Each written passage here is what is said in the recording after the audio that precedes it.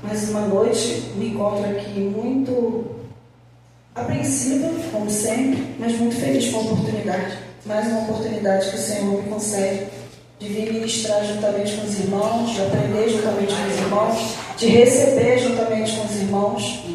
E eu peço que os irmãos abram as suas Bíblias no livro de Êxodo 3. Aleluia. Versículo do 1 ao 6, depois eu vou ao 10. Aleluia. Glória, glória a Jesus, aleluia. Ai, Espírito Santo, me coloco diante de Ti, meu Senhor, como instrumento seu. Ah, Deus amado, Deus bendito, venha ministrar a sua igreja, ministre conosco, meu Senhor. Fala com cada um da resposta, meu Senhor. Se for palavra de correção, que seja. Se for, Senhor, resposta de um milagre. Se for, Senhor, uma libertação, que seja, meu Senhor. Mas que seja vindo de Ti para a sua igreja, meu Senhor. Que eu seja apenas um canal, meu Senhor, que vai falar aquilo que Tu quer passar para a sua igreja. Aleluia. Na palavra do Senhor diz assim: E apacentava Moisés o rebanho de Jetro, seu sogro, sacerdote de Midian. E levou o rebanho atrás do deserto e chegou ao monte de Deus, a Horebe. E apareceu-lhe o anjo do Senhor em uma chama de fogo no meio de uma sarça. E olhou, e eis que a sarça ardia no fogo, mas a sarça não se consumia. E Moisés disse: Agora me virarei para lá e verei esta grande visão, porque a sarça não se queima. E vendo o Senhor que virava para ver, bradou Deus a ele no meio da sarça e disse: Moisés, Moisés. Respondeu ele: Eis-me aqui. E disse: Não te chegues para cá. Tire o sapato dos seus pés, porque o lugar onde tu estás é terra santa. Disse mais: Eu sou o Deus do teu pai, o Deus de Abraão, o Deus de Isaque e o Deus de Jacó. E Moisés encobriu o rosto, porque temeu olhar para Deus. No versículo 10 diz assim: Vem agora, pois, que te enviarei a Faraó, para que tires o meu povo, filho de Israel, do Egito. Então Moisés disse a Deus: Quem sou eu que vá a Faraó e tire o Egito dos seus filhos de Israel? E disse: Certamente eu serei contigo. Os irmãos podem se assentar em nome de Jesus. Aleluia. Os irmãos estão diante de um texto rico, de um texto que nos dá a possibilidade de nos direcionar para várias direções. É um texto tão rico que, dentro do que foi lido aqui, esse texto pode nos direcionar para várias direções e nos ensinar diversas lições. E nessa noite eu queria, antes de chegar a essa parte, que é onde Moisés já chega naquele monte onde ele estava apacentando as ovelhas do seu sogro, vir um pouquinho antes para que acontecesse esse fato, né? Falar um pouquinho sobre a vida de Moisés antes do deserto, antes de Midian. Por mais que os irmãos já saibam, muitos já sabem, já têm ouvido, eu acho, o Senhor me tocou para que a gente viesse iniciando por aí. E quem foi Moisés, né? Moisés foi um homem, que ele era um hebreu, mas que ele foi criado no palácio. Porque lá quando ele nasceu, houve um decreto de todos os meninos serem mortos. Sabemos bem que ele foi poupado, né? O Senhor agiu na vida de Moisés para que ele fosse poupado.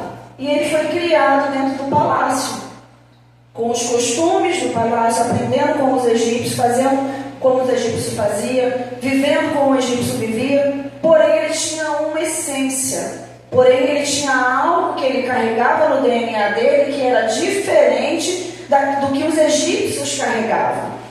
Porém, ele aprendeu tudo que os egípcios aprendiam.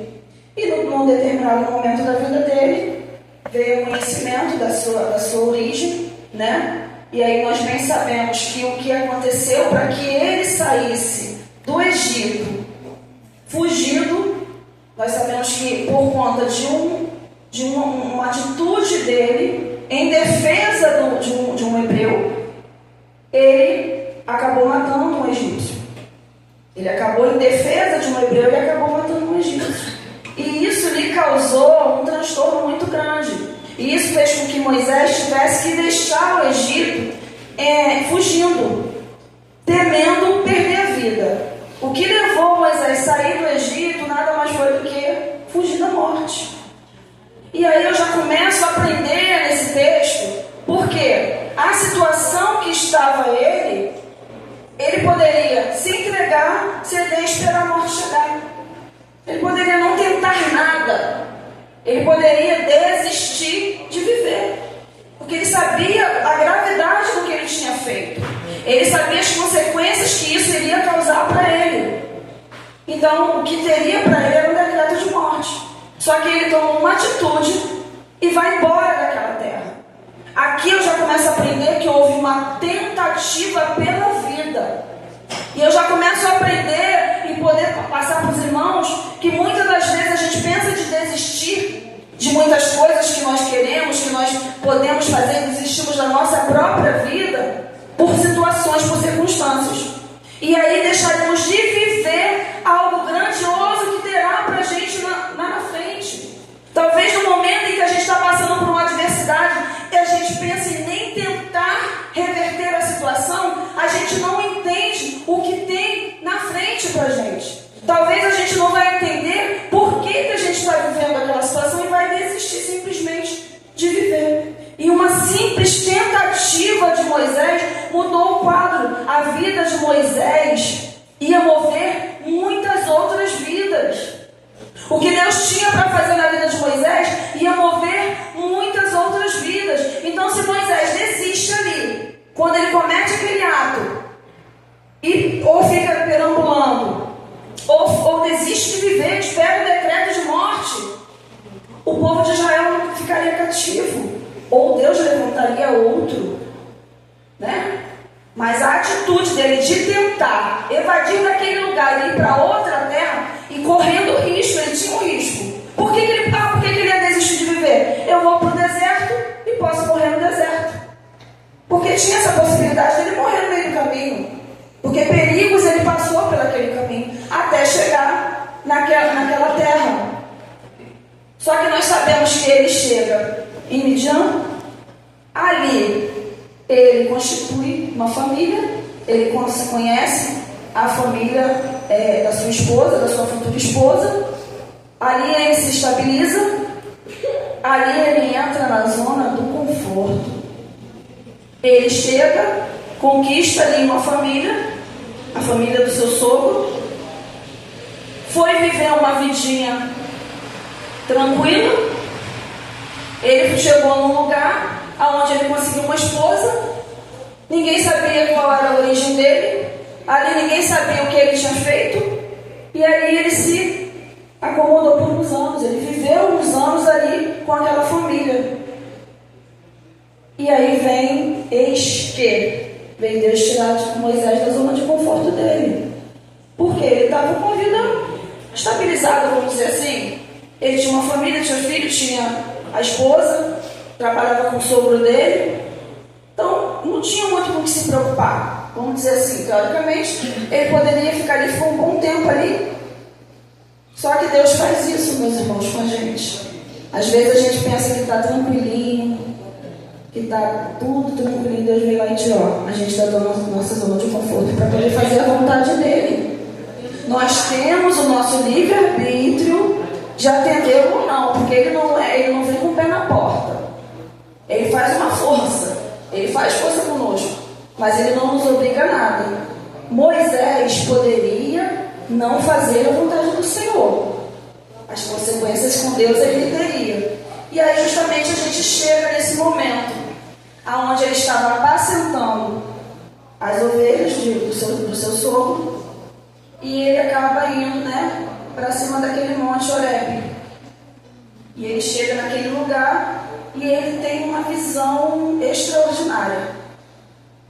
Ele tem uma visão porque assim, a sarça pegar fogo no deserto não era nada extraordinário não, tá? Porque deserto quente, temperatura alta, né? Era fácil ter uma combustão, era fácil acontecer. Quando o ambiente ele é propício a uma combustão, isso é natural. Então não era nada extraordinário ele ver uma sarça pegando fogo. E isso acontecia no deserto de tempo em tempo. Agora, o sobrenatural era que aquela sarça não se consumia. O que chamou a atenção de Moisés foi que aquela sarça, ela não se consumia. O fogo constante, mas ela não se destruía. A gente sabe que o fogo tem poder de destruição. Só que aquilo chamou a atenção. O que está acontecendo ali? Que aquela sarça não... E aquilo chamou a atenção dele. Ele se vira para poder ver aquilo. E aí que começa a virada de chave da vida de Moisés. É aí que começa uma virada. A vida de Moisés é interessante desde o seu nascimento. A vida de Moisés ela é rica em mensagem desde que ele nasceu. A gente poderia ficar aqui uma noite falando só do nascimento de Moisés. A vida de Moisés é rica em presença do Senhor. Só que aqui foi a virada de chave para aquele chamado, aquele grande chamado, grande porquê de tantas coisas na vida de Moisés. Talvez Deus tenha permitido Moisés viver entre os egípcios para ele aprender coisas do egípcio que posteriormente ele ia precisar saber. Talvez aprender a saber sobreviver no deserto, porque ele teve treinamento, ele viveu no meio como um príncipe. Então Deus tem propósito para mim e para você em todo lugar que a gente estiver. Deus sabe o que Ele quer com cada um aqui. Glória a Deus. Deus sabe o que Ele quer fazer na vida de cada um aqui. E são chamados diferentes, são coisas diferentes que Deus tem, mas você não tenha dúvida que Deus tem algo para cada um que está aqui dentro. Deus tem um propósito na vida de cada um. Vamos viver respeitando os nossos propósitos. Aquilo que Deus separou, preparou, planejou, sonhou para cada um, vamos respeitar. Vamos nos colocar debaixo da mão do Senhor. Vamos entender que cada um tem uma história com Deus. E vamos nos colocar debaixo da tua mão, da sua mão. Vamos nos colocar debaixo da sua vontade, para fazer conforme Ele vem ordenar. Muitas das vezes, o que Ele vem a falar conosco, não é o que a gente quer ouvir.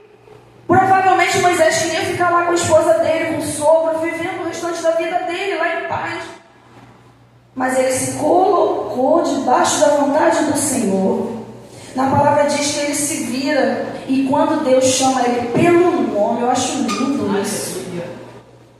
Eu acho lindo isso quando alguém fala que Deus chamou alguém pelo nome, chamou Moisés, ele se virou. E ele usou uma palavra que eu gosto muito, porque me fala muito, essa pequena palavra que ele falou, eu gosto muito, porque fala muito ao meu coração. Ele falou assim, eis-me aqui. Esse eis-me aqui, ele pode ter sido falado assim, tipo assim, só, oi.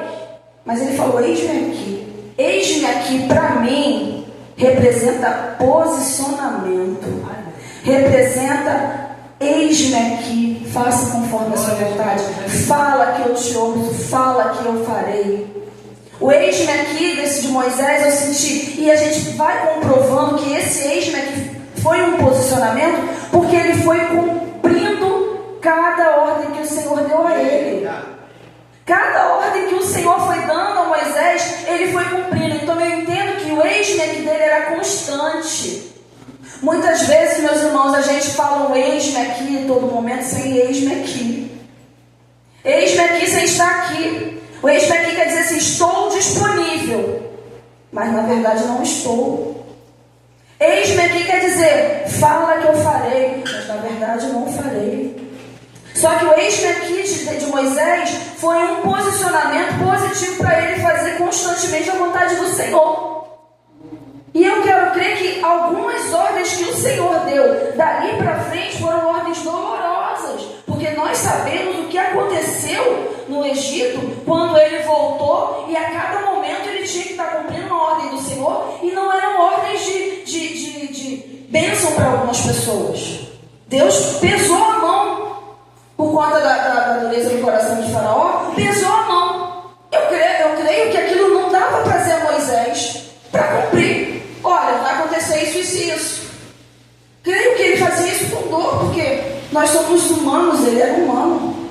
Embora estejamos fazendo a vontade do Senhor, mas ele fez. Então já aprendi aqui, eu aprendo com essa mensagem. Não é a primeira vez que eu falo desse eixo aqui de Moisés, não é a primeira vez. Porque eu gosto muito do eixo aqui verdadeiro, do eixo aqui constante, do eixo aqui farei. Pode contar que eu farei. E aí eu queria deixar para essa meditação, meus irmãos. Olha, eu orei, eu falei, Senhor, me dá uma palavra de levante, me dá uma palavra de ânimo, me dá uma palavra de prosperidade para eu passar para esse povo. Mas o Senhor veio com uma palavra de meditação. E amém. E eu gostaria de trazer que os irmãos viessem pensar qual é o nível de eis-me aqui que a gente está apresentando para o Senhor. Qual é o tamanho do seu eis-me aqui? Qual é o tamanho do eis-me aqui que você está apresentando para esse Deus? E Deus se apresentou para ele. Deus não chegou de qualquer jeito. Deus vai se apresentar para nós, vai dar nome. Ele não chegou chegando, ele chegou e se apresentou. Eu sou o Deus do seu pai, Deus de Isaac, Deus de Jacó. E eis-me aqui, Senhor. Qual é o nível, qual é o tamanho do eis-me aqui que nós estamos apresentando para o nosso Deus? Quando eu falo que é uma palavra de meditação, é para mim também, para eu avaliar qual é o tamanho do meu eis-me aqui. Será que eu estou constantemente disponível para o meu Senhor? Será que eu estou constantemente fazendo a vontade do meu Senhor? Será que eu estou fazendo tudo o que eu posso para o meu Senhor? Ou eu estou fazendo o que me sobra? Ou eu estou fazendo aquilo que dá quando sobra? É uma coisa importante para a gente saber e a gente entender que qual é o tamanho da minha disponibilidade para o meu Deus. E aí é complicado, porque às vezes a gente sempre pode fazer mais. A gente sempre pode se dedicar mais. E aí é um incômodo mesmo, por isso que eu estou falando. Eu peço, Senhor, me dá uma palavra de prosperidade, uma palavra, mas é a palavra de meditação que o Senhor veio me dar nessa noite, eu vou trazer para os irmãos. E é importante que a gente faça autoavaliação de nós como filhos. Qual é o tamanho do posicionamento nosso diante do nosso Senhor? E aí a história continua, porque ele, no meio daquilo, o Senhor fala para ele assim: Você está numa terra santa, tira a sandália dos seus pés. Não, ele fala assim, ó.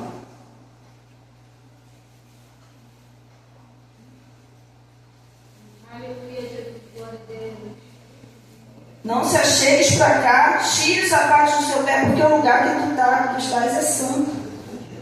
E o que poderia ser isso? Tirar o sapato dos pés. Eu já vi alguém falar assim, porque a sandália que ele usava tinha sido do Egito. E aí não podia.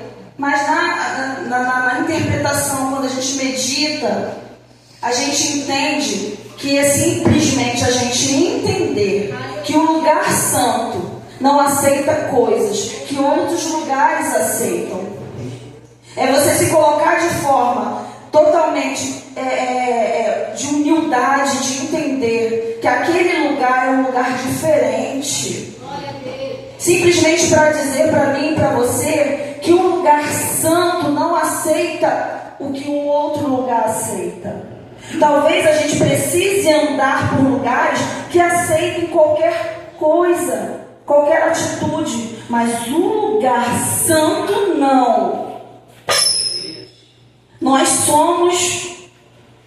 Nós participamos do mundo, nós não somos do mundo. Os lugares que o mundo, as coisas que o mundo aceita que a gente faça, o lugar santo não aceita. É a gente reconhecer que a presença do nosso Senhor é um lugar santo que não aceita qualquer coisa. E mais uma meditação para nós. Se nós estamos no lugar santo, fazendo coisas do Egito, é porque nós estamos calçados nos nossos sapatos. Porque as nossas sandálias tiram a sensibilidade. O sapato tira a sensibilidade de você sentir o lugar que você está botando o seu pé. Então, se você está num lugar santo, fazendo calçado com os seus sapatos. E aí eu aprendi que tem 3 tipos de pessoas. Tem a pessoa que entra no lugar santo de qualquer forma. Entra calçado. E quando eu falo calçado, meus irmãos, eu não estou com deixar o sapato lá fora da igreja, não. É só a gente reconhecer o lugar que a gente está. Aí tem a pessoa que entra de qualquer jeito. Aí entra de qualquer jeito e quer sair cheio da presença do Senhor. Você vai entrar, você vai sair e não vai fazer diferença alguma. Você vai entrar, você vai sair, vai permanecer tantos anos que for e não vai acontecer nada, porque você não entendeu que você tem que descalçar os seus pés, que você tem que estar com seus pés descalços. Aí tem a segunda pessoa que chega na porta do lugar santo, tira o sapato, entra e fica descalço. Vai ter uma percepção leve do que é estar na presença do Senhor. Vai receber entendimentos superficiais do que é. Por quê? Porque entrou no lugar santo, tirou, rodou, sentiu, chorou, entendeu a palavra, recebeu, levantou, glorificou, saiu, calçou o sapato, perdeu a sensibilidade de novo, tudo perdido. É como se a gente saísse da nossa casa para vir para o culto, ouvir a palavra, ouvir os louvores, somente para viver voltando aqui dentro. O culto nosso é todo tempo, em todo lugar. Nós precisamos ser diferentes, porque se nós estamos na presença, a presença nos acompanha em todo lugar. Então, todo lugar precisamos ter sensibilidade. Em todos os lugares precisamos estar descalços. Para termos sensibilidade. O sapato aqui representa aquilo que tira a sensibilidade.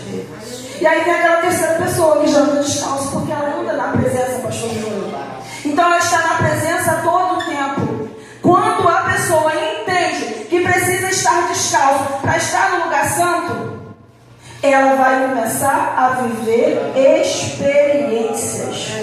Quando a gente entende que o lugar santo é lugar de respeito, que é lugar que a gente vai de devoção, de adoração, de cumprir a vontade do Senhor, de se despir do nosso próprio eu, de fazer aquilo que Ele determinou, a gente vai começar a viver experiências nossas.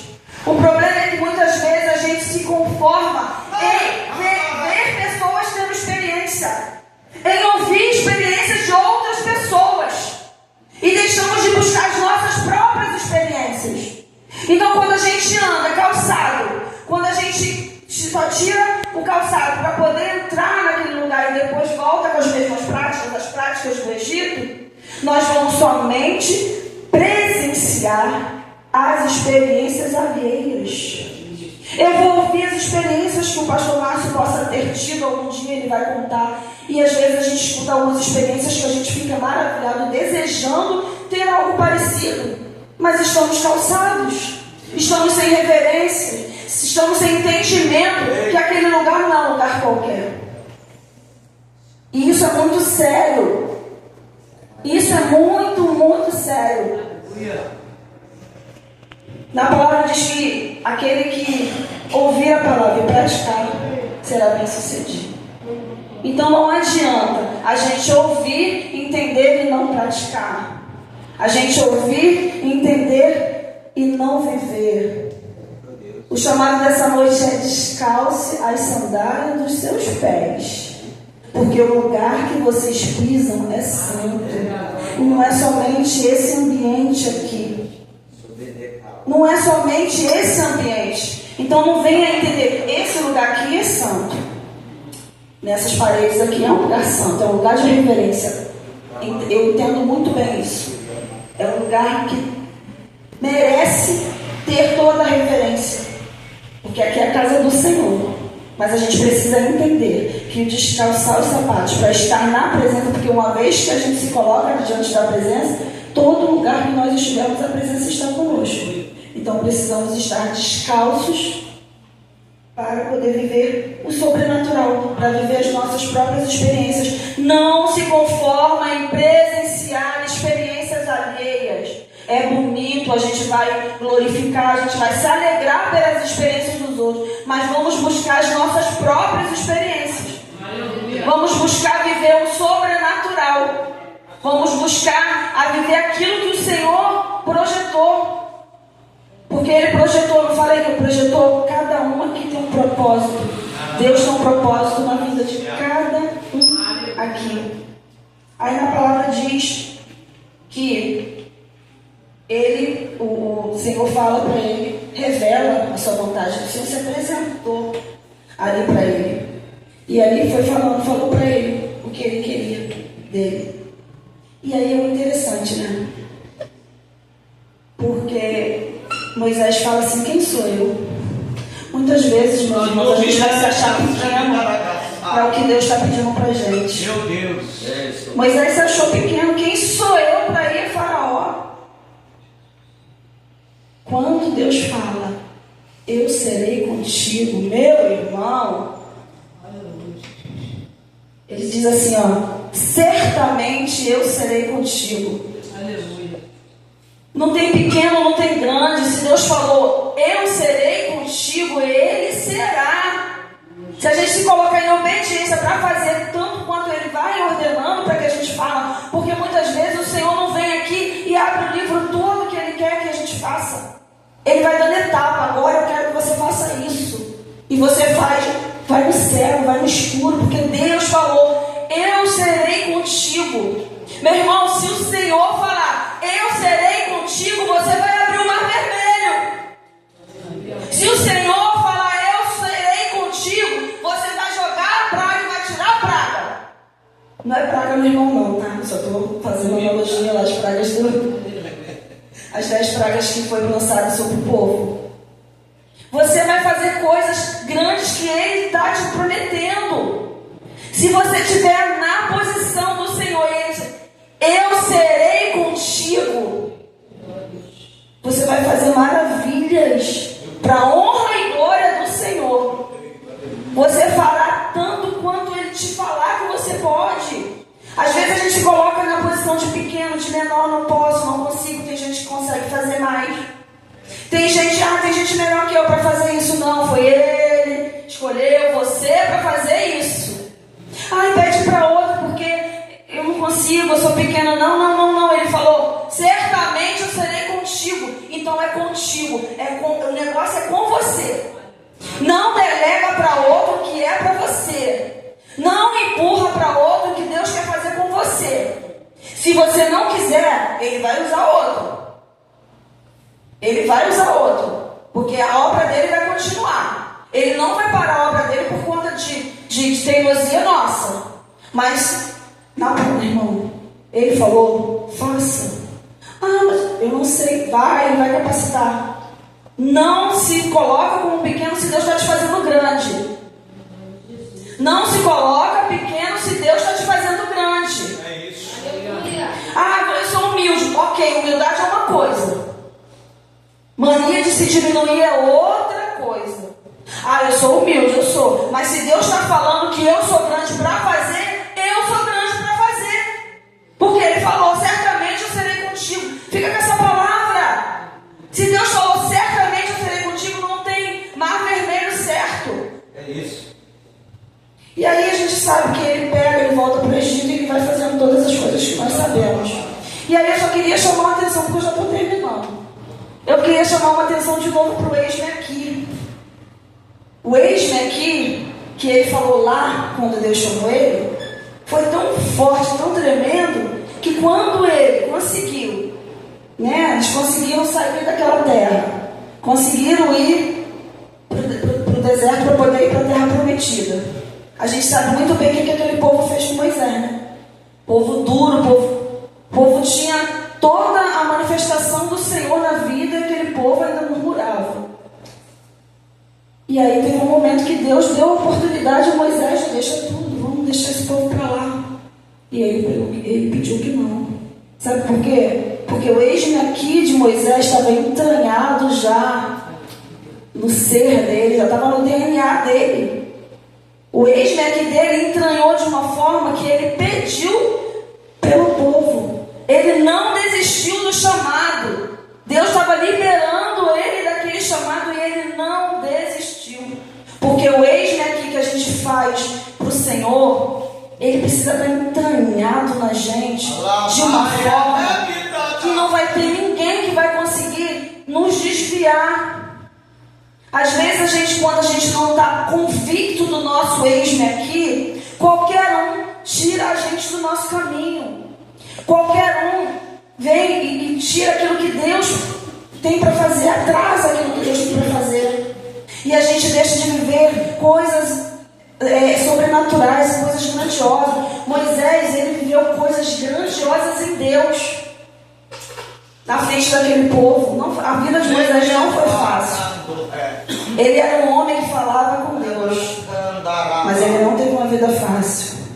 Não pense que é porque você fala com Deus que a sua vida vai ser fácil. Não pensa porque você tem ligação com Deus direto, porque a gente tem, que a nossa vida vai ser fácil. Não vai ser, meu irmão. A minha não é, meu pastor não é, meu pastor Júnior, todos nós sabemos que não é, meu pastor presbítero Frank. Cada um aqui tem uma história, cada um aqui tem. Mas se o nosso ex-me aqui tiver, se o ex-me aqui do meu pastor Júnior está entranhado, está nítido que está entranhado o ex-me aqui dele, porque senão ele já tinha abandonado esse barco, meus irmãos. Muitas pessoas vivendo o que ele está vivendo, abandona. Mas o ex-me aqui está entranhado. O ex-me aqui que ele falou para o Senhor, o ex-me aqui que ele falou para a esposa dele, quando ele escolheu ela como sua esposa, está entranhado nele. O ex-me aqui dele está entranhado, o ex-me aqui com o Senhor, e o compromisso com a família dele está entranhado nele. Está entranhado. E Deus está vendo isso. Deus está vendo isso, como ele viu o clamor daquele povo lá. Por que Deus mandou Moisés para o Egito? Porque ele ouviu o clamor daquele povo. O Senhor está ouvindo o seu clamor, pastor Júnior. Ele está ouvindo o seu clamor. Ele está ouvindo. Foi o clamor daquele povo que moveu o coração do Senhor e ele enviou o libertador. O Senhor está ouvindo o seu clamor.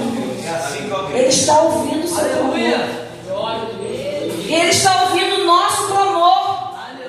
O Senhor se inclinou ao clamor daquele povo e ele enviou o libertador, aquele que ia tirar eles da escravidão.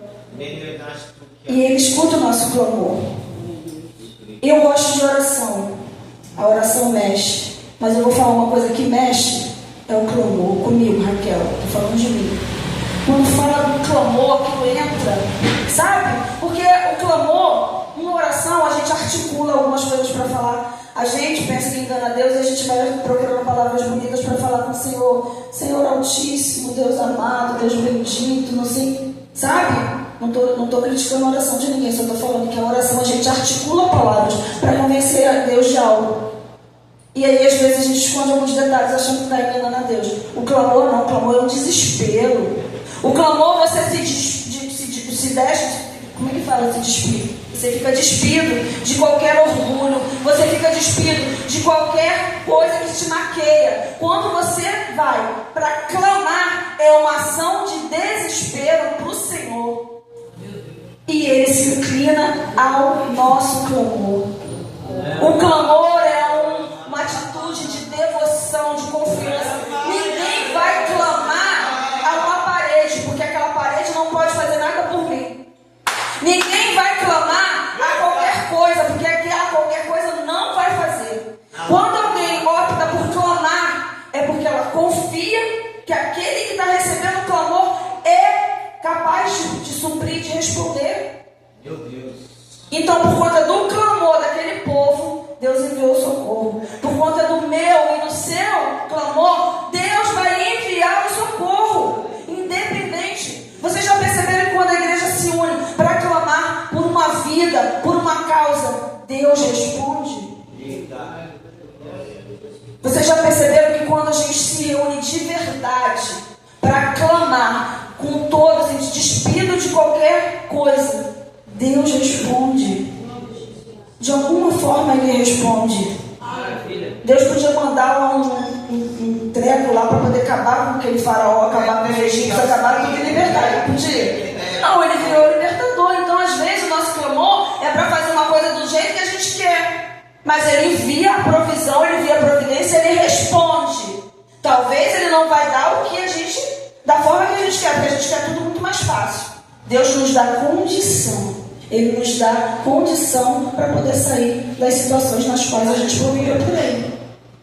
Então, meus irmãos, eu quero que os irmãos fiquem com essa palavra que o Senhor colocou no meu coração para falar com a igreja, guardando tudo que foi falado aqui nessa noite, porque o Senhor não me trouxe aqui com toda a minha simplicidade, com todo o tempo, não sei quanto tempo eu gastei, mas Ele me trouxe aqui para falar o coração dos irmãos. Ele me trouxe aqui para falar os corações dos irmãos e falar o meu coração. Então eu peço que os irmãos fiquem com essa palavra, pratiquem essa palavra, e eu agradeço a minha oportunidade. Aleluia, glória.